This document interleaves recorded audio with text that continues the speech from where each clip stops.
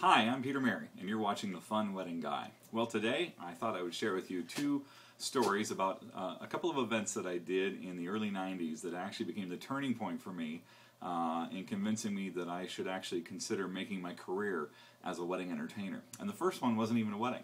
After being benched for about 6 months working as a roadie for my boss and a couple of the other DJs on the company staff, I wound up securing my own holiday party. One of my wife's coworkers had a friend who was looking for a DJ, and it was going to be a holiday party at the Marriott Palm Springs Desert Resort, which is out in Palm Desert, just past Palm Springs, about a 2-hour drive from Orange County. They had about 1,200 people that were going to pile into the ballroom of this very nice hotel. Hotel's so beautiful that when you walk in, there's actually a lake outside that comes into the lobby, and you can get in a boat, kind of like a gondola, and be taken out onto the lake right outside from inside in the lobby. It's really something else.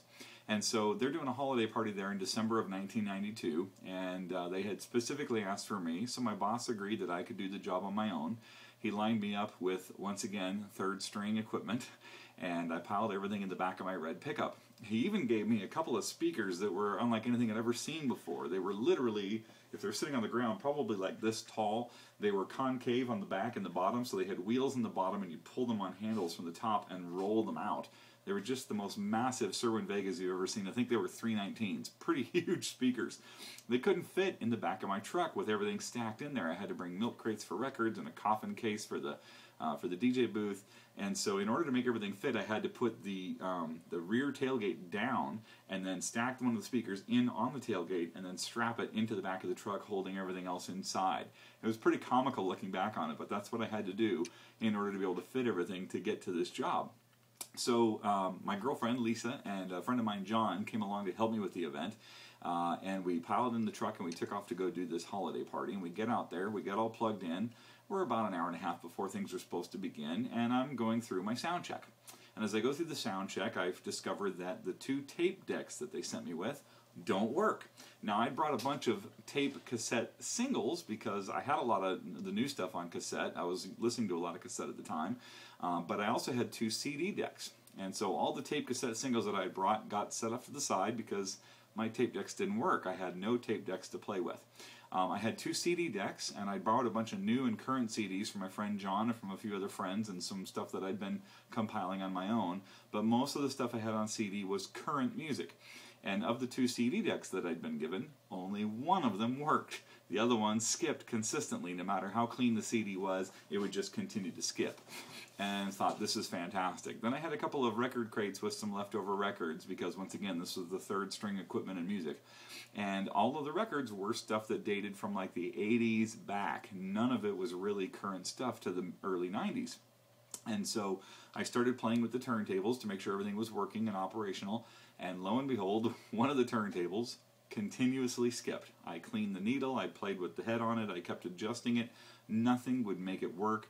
There was nothing I could do. I only had 1 turntable and 1 CD deck, and I had a mixer, and all of my music was current on CD and older on album. And how in the world am I going to entertain at this party?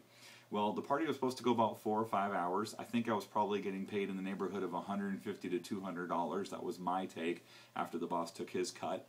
And then they were going to put us up for the night at the nearby Motel 6 while everybody else stayed at the Palm Desert Marriott.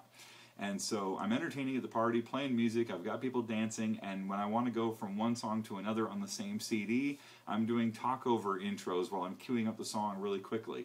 I'm even doing talk-over intros to pull a CD out, put in another CD, and cue it because I have no mixer. When I can, I try to get away from mixing from CD to vinyl and back to CD, but it's kind of challenging when most of the vinyl is older and most of the CD is new. But we wound up making that party go so well, it actually went overtime by an hour. The boss came up and paid me like an extra $200 cash for the overtime, and then in order to entice us to stay longer, he also agreed to put us up in a suite at the hotel. So when the party was all done, we went back to the hotel suite and enjoyed our night there and then drove home the next day.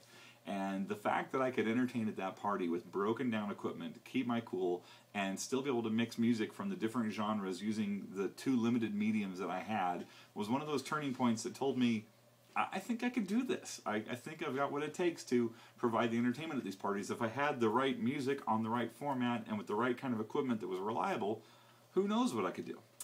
But then the other one that was a turning point for me was a wedding. And it was a backyard wedding that I did in Santa Ana. And it was probably around March or April of 1993. And this was a bride and groom who had hired the owner, but the owner couldn't make it. And so I got sent with a story about why he couldn't be there. And they sent me out with two Serwin Vega V15Bs. Those are speakers that are probably about that tall. They're square. We had no stands for them at the time. And they're the same exact speakers that I wound up purchasing for myself when I went into business for myself in 1994. And so here I am at this backyard wedding, which was supposed to be in the backyard, except for one problem. It was raining. And because it was raining, we decided to clear all the furniture out of a downstairs room that was right next to the pool and set up the dance floor on the carpet and then set up my system right in front of it. One problem, it was a very small room. They needed to eat their meal. The reception was then going to be hosted in the garage. That's right, I said the garage. The father of the bride collected cars, and he had a garage that could fill 10 cars inside that garage. So they moved all the cars out, had a very nice laminated floor, brought in all the tables and the chairs and the food, but with everybody squeezed in the garage, there was no room for a sound system. There was no way for me to set up in that room. So what we did was we ran 200 feet of cable out the door, across the back lawn, up the back stairs, into the garage at the other end of the property. I'm set up down at one end on the lower ground floor, and then all the way across on the other end of the property up here is this room where everybody's sitting and having the meal. And I'm supposed to introduce the wedding party, start the toast, and then play background music for the meal, and I'm not even in the same room. So I get the wedding party lined up in the hallway, getting ready to go into the reception hall / garage, and I run back downstairs to the room where my sound booth is, where I've got one speaker so I can hear what I'm doing, and cable going out the door to the other speaker that's sitting in a chair so the guests can hear it because we didn't have stands. And I get on the mic in a room all by myself, and I say, "Good evening, ladies and gentlemen, and welcome to Jim and Sally's wedding reception. And now here comes our wedding party." And I started introducing them just like that, pausing and taking my time and speaking as clearly as I could and hoping that everybody was paying attention. I didn't know if it was loud enough or not. I couldn't hear if they were cheering or not. I had nothing to fall back on. And I finished introducing the wedding party all the way up to the bride and groom, and then we introduced the new Mr. and Mrs. Jim and Sally Smith. And I played the Rocky theme. And of course, that was the song we always played. Don't ask me why we always played that song, but that was the song we always played for grand entrances. So I played the song, I let it fade out, and then I said, "You may all be seated. In just a moment, we're going to have our formal toast." And then I put on some background music, and I raced to the other end to find out how things had gone, and it went perfect. People were looking around the room trying to figure out where the MC was, but I pulled it off. And before the night was over, all those guests had migrated to the other side, downstairs to the room where I was. They danced so hard and had so much fun, they actually broke the dance floor. We had to stop the dancing and reattach the dance floor. It was a tremendous party, and that taught me that no matter how difficult the circumstances are, I think I can actually do this for a living. This could be my new career. It was also enlightening to note that the following Monday, the bride and groom called and complained. They complained because they thought they were getting the owner, and instead they got me. Now, I'd done a fantastic job for them, especially considering the abominable circumstances, but they were disappointed because the person they were counting on was not the person who showed up on their wedding day, and it didn't matter how good of a job I did. That disappointment was very, very difficult for them to swallow, so they called and complained on that following Monday. That really taught me a valuable lesson. It taught me that on a wedding day, people want somebody on the mic that they know and trust. They don't want to meet a total stranger on their wedding day who then will be taking the microphone to talk to their friends and family. And so that became one of the inspirations for me when I started my business, to only do as many weddings as I could cover personally.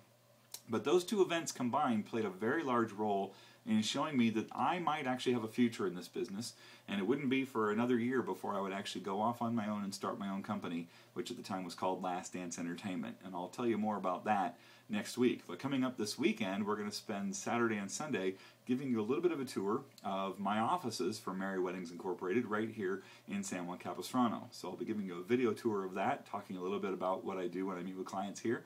And then starting on Monday, I'll tell you a little bit about how I started my own service, Last Dance Entertainment, in July of 1994. Once again, my name is Peter Mary, and thanks for watching The Fun Wedding Guy.